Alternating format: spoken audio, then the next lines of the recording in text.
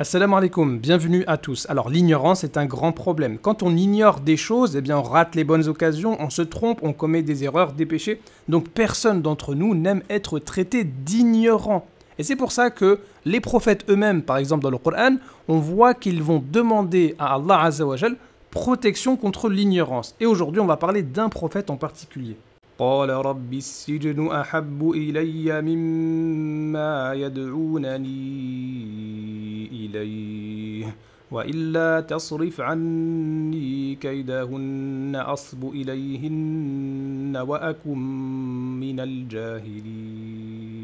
Alors ici on voit que le prophète Youssouf alayhi salam, il a peur de tomber dans le péché et donc de faire partie du nombre des ignorants. Mais c'est assez étonnant pourquoi Youssouf alayhi salam, il n'a pas dit du nombre des égarés ou du nombre des pécheurs, comme on trouve entre parenthèses des fois dans la traduction. Mais ici en arabe c'est minal jahilin, des ignorants. Alors pourquoi? Eh bien dans les tafasirs on trouve plusieurs explications, comme le fait que ce sont les ignorants qui commettent des péchés, et donc Youssouf alayhi salam ne voulait pas leur ressembler dans leur comportement.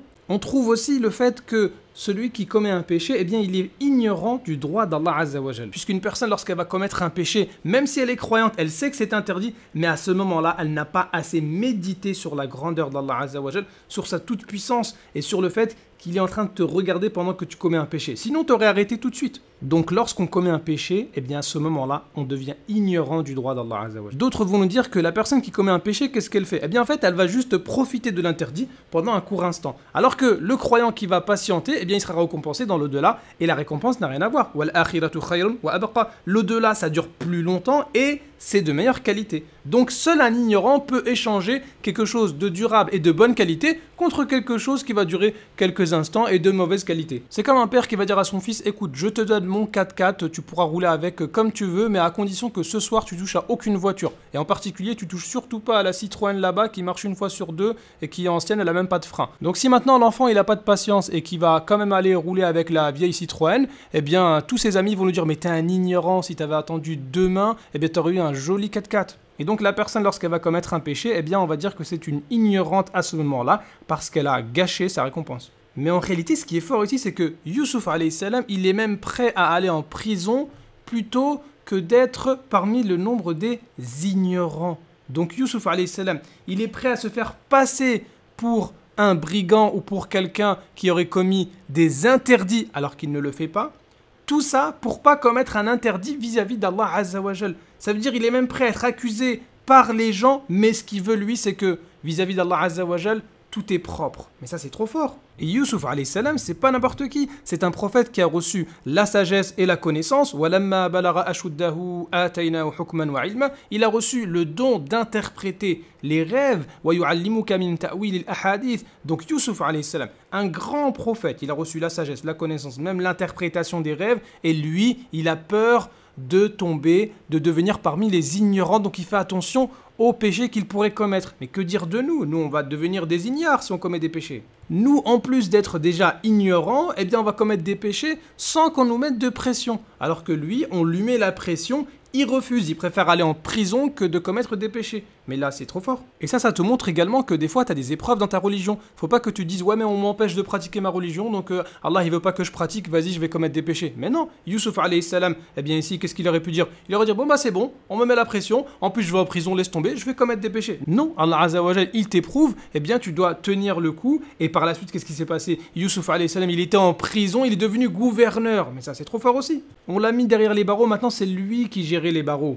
Bon, maintenant, qu'est-ce qui fait que Youssouf alayhi salam a réussi à s'en sortir et à ne pas faire partie des ignorants? Eh bien, c'est l'invocation. L'invocation, c'est très puissant, faut jamais sous-estimer ça. Youssouf alayhi salam, il prie Allah Azza wa Jal de l'écarter de ce péché-là. Et Youssouf alayhi salam, il est mieux que toi et moi. C'est un prophète, il a reçu la sagesse, il a reçu l'interprétation des rêves, il a reçu beaucoup de connaissances. Et malgré ça, il a quand même besoin de fuir le péché. Nous, on va dire: oui, t'inquiète, c'est bon, je gère. T'inquiète, je vais prendre la Citroën sans frein, mais j'ai ma canne, et puis je vais pouvoir rouler tout doucement, donc c'est bon. Et puis, ça fait longtemps, je vais à la mosquée, je connais beaucoup de sourates, donc je vais tenir le coup. Mais Youssouf alayhi salam, c'est un prophète, il est mieux que toi. Il a eu besoin de fuir et d'invoquer Allah Azza wa Jal. Mais que dire de nous? Pour terminer, il y a un point qui est très important.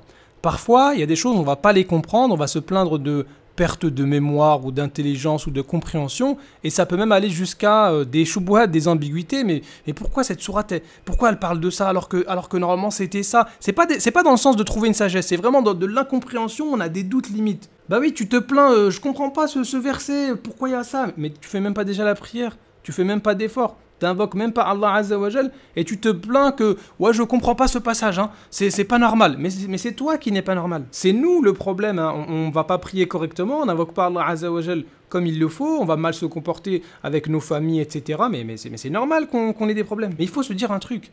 C'est que la connaissance, c'est un bienfait d'Allah Azza wa Jal. Et quand on n'est pas reconnaissant vis-à-vis des bienfaits d'Allah Azza wa Jal, eh bien cette connaissance, Allah, il va nous l'enlever. Wattaqullah wa yu'allimukumullah. Et craignez Allah, et Allah va vous enseigner. Ya ayyuhalladhina amanu, in tattaqullaha yaj'al lakum furqana. Ô vous qui avez cru, si vous craignez Allah, il va vous donner un discernement. Donc, le fait de commettre des péchés comme ça ouvertement, eh bien fait que peut-être on est dans la case du nombre des ignorants. Et c'est pour ça qu'on se plaint tout le temps. Mais pourquoi je comprends pas? Ma foi, elle baisse, j'ai des doutes, etc. Mais c'est normal. Tu commets des péchés ouvertement. Donc, il faut d'abord on se repente sincèrement vis-à-vis d'Allah Azza wa Jal. Et après, ça ira mieux. Allah Azza wa Jal, il va nous donner la connaissance. Il va nous faire éviter les polémiques, les futilités, les ambiguïtés. Et là, alhamdulillah, ça ira beaucoup mieux. Merci à tous d'avoir suivi jusqu'à la fin. À très bientôt. Salam alaikum.